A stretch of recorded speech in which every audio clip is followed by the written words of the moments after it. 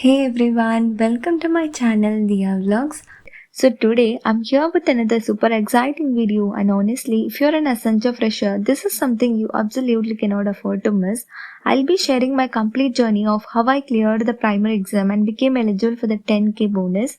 Now I know a lot of freshers are confused about this whole primer thing. So, well, don't worry, I got you covered. This video will be super detailed and will cover everything: exam pattern, what kind of questions will come, syllabus, what to study, tips and tricks, and who can skip it, and the real tea, how to grab the extra 10k bonus. So, without wasting any more time, let's jump right into the video.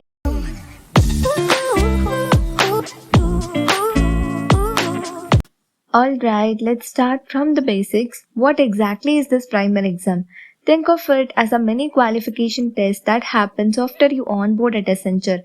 It's basically their way of making sure that you have studied the learning modules they provided before joining. And listen, before you start panicking thinking it's some scary tough exam, let me tell you, it's actually very easy. If you go through the modules properly and follow the tips I share today, you will clear it easily and get your bonus without any stress. Now, let's talk about the exam structure. This is super important because once you know what's coming, you can prepare smartly instead of randomly studying everything and stressing out. So, the primary exam is just one part of the overall assessment in Accenture. The 10k bonus is only linked to the primary exam. For the bonus, you must at least score 15 or 15 above in the primary exam. So complete 100% of your primer modules before joining. If you do both, congratulations, you get the extra 10k bonus. Overall assessment in Accenture. Now, apart from the primary exam, there are other important exams that determine whether you secure a seat as a permanent employee. Accenture conducts a total of 5 assessments.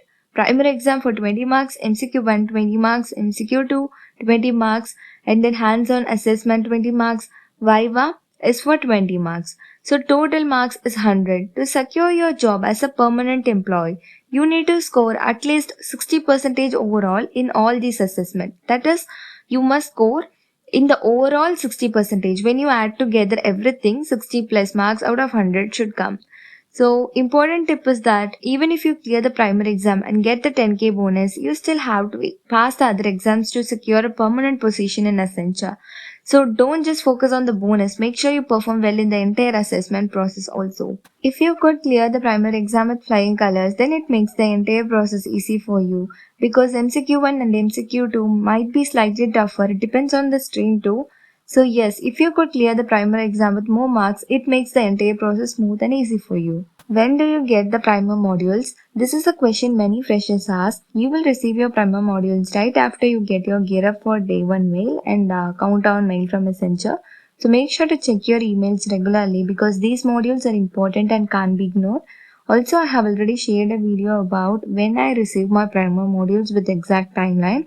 I linked that video in the cards above, so definitely check it out after watching this.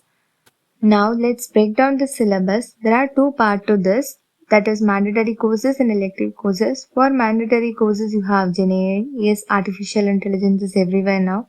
So web technologies, basic knowledge of how websites work, software fundamentals, basic computer science concepts, that SLDC, all those, and agile and DevOps, DevSecOps, those things are mandatory. The next part is elective courses. Choose what suits you.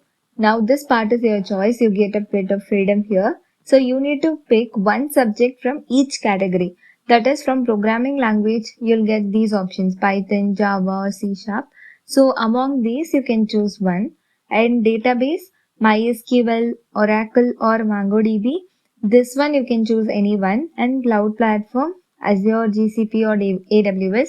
Among these three, you can choose one. So my choices were Python because it's simple and widely used. And then MySQL, it is comparatively easier than Oracle for me, so I chose that. And then AWS, it has high demand in the industry. Irrespective of the labs you have chosen, whether it may be a GCP, Azure, or AWS, you'll have following lab sessions. But what is the thing is, like, you have 3 attempts for each lab. In total, you will have 3 labs. Since I chose AWS, my personal experience was like I had 3 labs, and then for each lab you have 3 attempts. So in case if you finish your attempts, then there is no retake and all, so you are done, and which means your primer module completion will not be 100%, which means you can't be eligible to get that 10k bonus even if you score above 15 or 15. So some of the tips and tricks to pass the exam very easily is that be focused, take notes from primer modules, complete your modules before joining 100%, and then concentrate on the pre-quiz and post-quiz particularly. That is, don't try to memorize, just try to understand what is the concept behind that. Give more importance to the elective courses as they have more weightage, and then attend the Zoom meetings which will be given from Accenture. LKM Primers team will start giving you sessions on each topics. So attend those sessions. From that session, you can understand what are the important topics to concentrate, and you can ask as much as doubt you want. They'll explain all those very clearly. So make use of that. So talking about the level of exam, it's generally easy and you will receive system generated question. For some people it might be entirely easy, or some people might face the all the questions are hard, but still you could easily take above 10 or above 15. So that's the level of questions. And then even if you have 15 to 18 questions easy, some of the questions can be tricky and moderate level. That's all about it. And so few questions might require predicting output. For example, in web technologies, in JavaScript, Python, and so on. So these things you have to predict the output, and other things will be MCQ. You'll be getting options on multiple choice questions. So it's relatively easy. So the important topics, what was asked in my exam. Now I can't reveal the exact questions. It's not ethical. So, but I can share the important topics. So the basic thing about Python asked for will be coming under true or false. Like for example, in case of Java, whether it is oops or not, and similarly with Python is open source or not, these things relatively like this, a basic Python information will be asked under the category of true or false. And then from agile methodology, which is a very popular methodology followed in the SLDC, so from there you might expect question. And SLDC, various types of methodologies, and AWS Lambda time, and then AWS Redshift, and types of testing. There are multiple types of testing, right? So they'll give you a scenario, and then based on that you need to uh, choose the right option, which testing will be appropriate for that particular incident. So tag of web development, that is in HTML we have various tags, right? Those tags are used for like header tag and all. So those tags are used for which one? Those basic stuff will be asked. And then GenAI basic questions. Question from DevSecOps, and then DevOps will be asked, like why DevOps is used, and those things. So apart from this, for MySQL and then Python, JavaScript coding snippet will be given as I said. So make sure you prepared well for these things. And then there was a confusion that some people asked whether joining bonus and learning incentives same. So joining bonus is for everyone. In first month you will receive joining bonus 25k along with your first month salary. But if you clear primers with 100% modules completion by scoring 15 or 15 above in primers, then additional 10k bonus will be given in the upcoming month salary. So now who can skip primers? Every associate role people have to write it. But still you can skip in case if you had done internship previously with Accenture. So retake possible? No, retake is not allowed. Only stream training can be reattempted.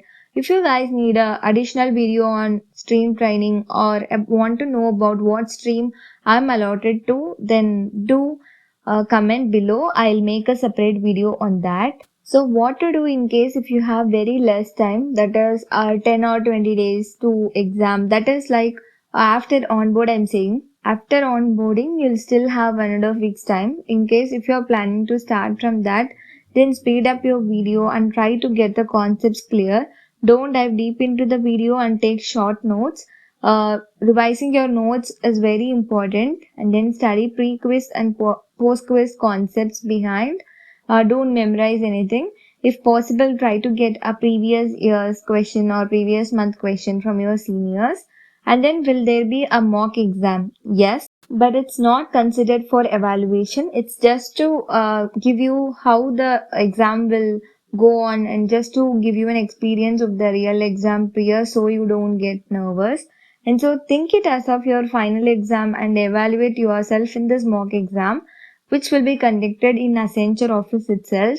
So mock is easier than main exam. So don't underestimate the main exam just by analyzing the mock exam. And so before the day of exam, practice the primer pre-quiz and post-quiz using the reattempt option in the primer modules. Primer modules will be available till you write your primer exam. So use that reattempt option to evaluate yourself in the pre-quiz and post-quiz, and then revise your notes thoroughly before the day of the exam. So that's all the tricks and tips I have with me. And it's a very easy exam, so don't get tensed on this.